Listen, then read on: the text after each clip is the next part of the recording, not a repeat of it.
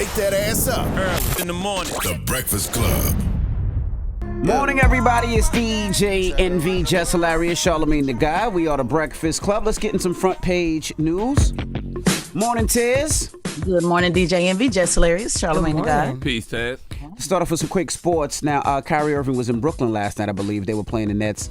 And I guess he was going back and forth with some courtside fans, and he said the reason he left the Brooklyn Nets, he said it was because of the New York vaccine requirements. So he said, just thank Mayor Adams for that, or I would still be in Brooklyn. Damn, Mayor Eric Adams getting the blame for everything. Everything right now. Jesus Christ. Everything right now. All right, well, what up, Tez? Let's jump right into it. We talking immigration?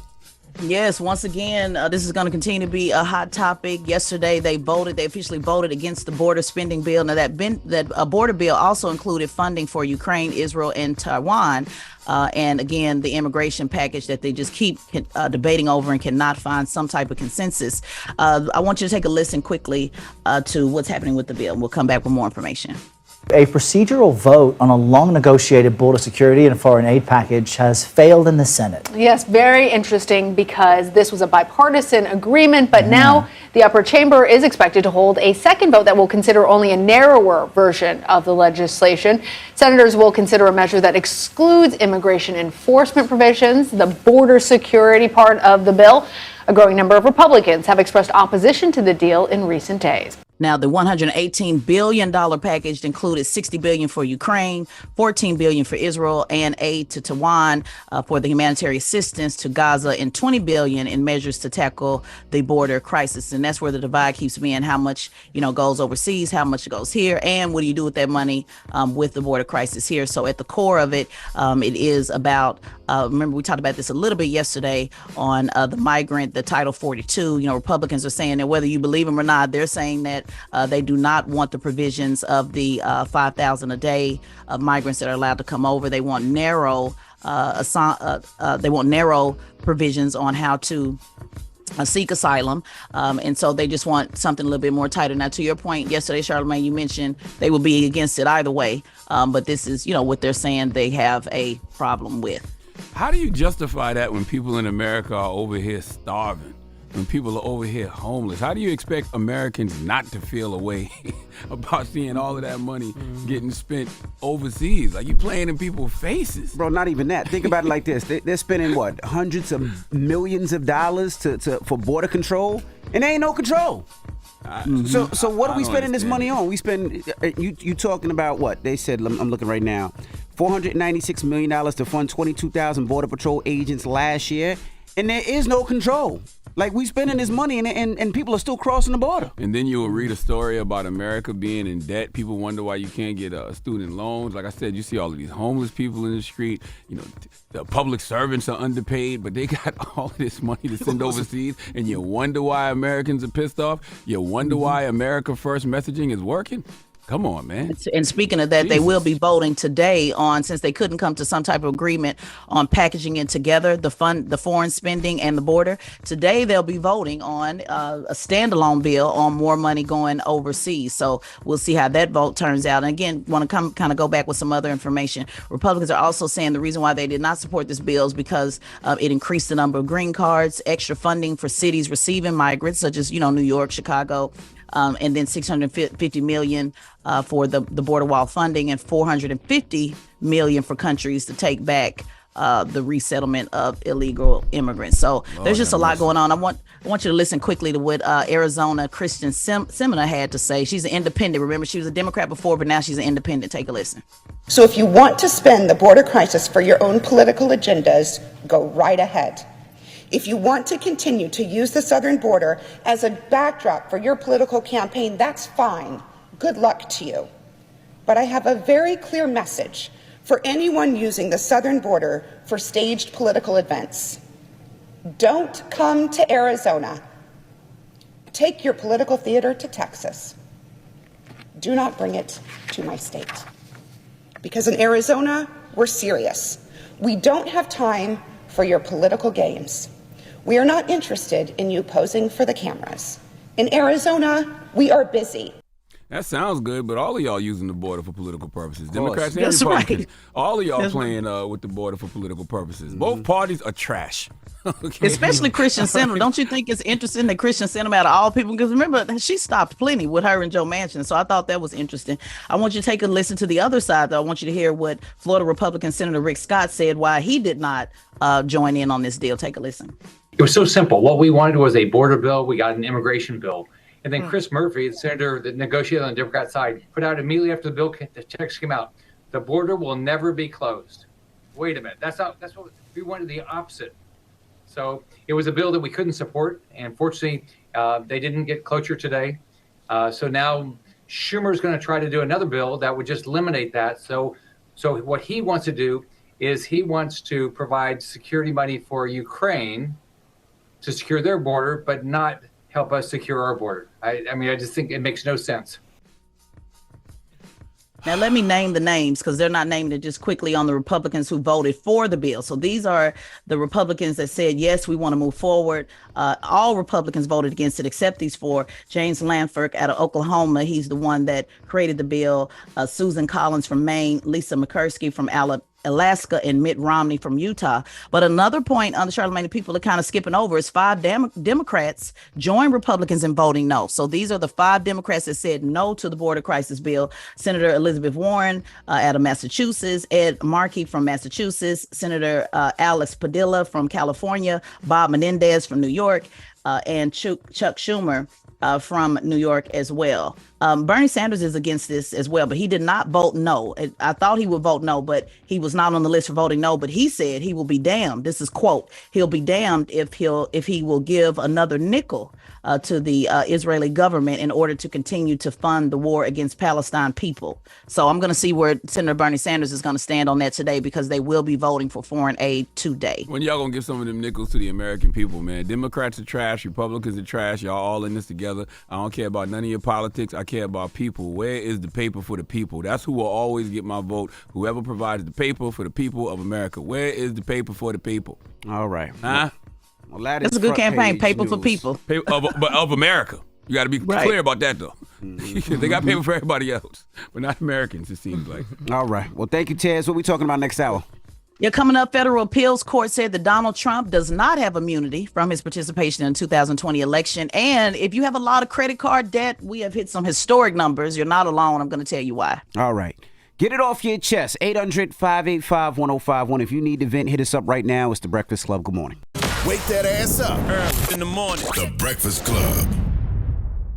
Morning, everybody. It's DJ MV, Just Hilarious, Charlamagne the Guy. We are The Breakfast Club. Let's get in some front page news. What up, Tez? What's going on, DJ MV? Just Hilarious, Charlamagne the Guy. Peace, Ted. What up, Tez? Y'all want to jump right into Donald Trump? Yeah, let's jump right into Donald Trump, as usual. God damn, Pause, man. You yeah. love him that much? You worse than Tim Scott. Pause. Donald Trump has been fighting for immunity about his involvement in trying to overturn the election. I know it's hard to keep up because it's a lot of different cases, but this is the case where they said he interfered and the federal courts made a decision. Take a listen. A federal appeals court on Tuesday unanimously rejected Donald Trump's claim he's immune from criminal charges that he plotted to overturn his 2020 election defeat. The ruling is a rebuke to the former president, who is once again seeking the White House as he fends off numerous criminal cases. Today, an indictment was unsealed, charging Donald J. Trump with conspiring to defraud the United States, conspiring to disenfranchise voters, and conspiring and attempting to obstruct an official proceeding. The election subversion case landed before the 3-judge appeals panel after Trump was criminally charged by special counsel Jack Smith with a number of illegal schemes to try and stay in power after losing at the polls. Now, he has until Monday to ask the Supreme Court to block this federal ruling. You can pretty much anticipate that he'll try to continue to fight it. But if it is not blocked, the trial will move forward. We don't know a date on that. But Representative Marjorie Taylor Greene, she said that the National Guard was at the Capitol the day of Biden's inauguration, and she's wondering why the media didn't call that an insurrection. Take a listen. And then the American people who pay for elections with their tax dollars actually own the elections and have the right the right to care about their elections, election integrity, and the results of their elections. When they came to Washington and protested, all of you called it an insurrection. And then when Joe Biden was inaugurated and this entire Capitol complex was surrounded with 30,000 National Guard troops, none of you stood there and called that an insurrection. Oh, no. You all stayed silent. I'm not the highest grade of weed in the dispensary, but I'm pretty sure the National Guard was there because of what happened on January 6th. If there was an attempted coup of this country on January 6th, I'm sure that they would have heightened security during inauguration. Mm-hmm. That would only make sense to me. Yep. And they tend to have security, during the inauguration. Mm-hmm. But she wants to know why you didn't call that insurrection, Charlamagne. Because the National Guard was right. Because it wasn't an insurrection. That's pretty much the reason for that. But I thought that was interesting. Just to give you some more information on what happens next. So again, he has until Monday to fight this in the Supreme Court. But today, there will be another ruling. The Supreme Court will decide if he stays on the ballot in Colorado for his participation in the insurrection. So this is going to be a big deal. If they decide that he gets off the ballot or on the ballot, of course, there will be a domino effect. So that will be really, really something to watch today. And I'm going to give you an update on that tomorrow.